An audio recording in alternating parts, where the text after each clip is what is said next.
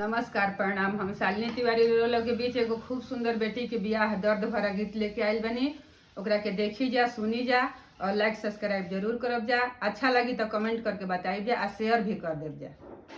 अरे होते भिनु सारे पापा आंगन घर बहरने लिहने में भोजन बनाए, लिहने में भोजन बनाए।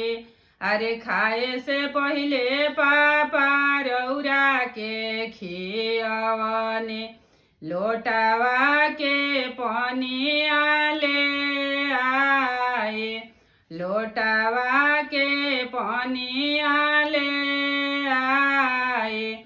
सोतही से पहले पापा पैरा राउर दबने, रखनी में कातना खेल, रखनी में कातना खेल।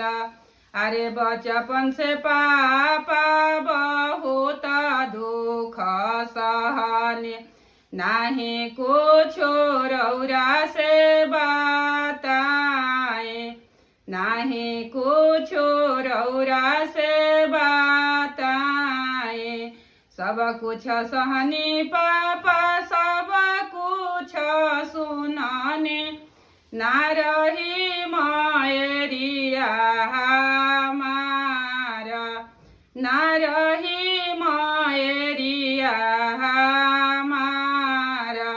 अरे कुछ के ने की नाही दिहनी पापा, दिहनी में हमें के बिसारी। अरे कुछ के ने की नाही दिहलाए चाचा, दिहल में हमें के बिसारे, दिहल में हमें के बिसारे, दिहल में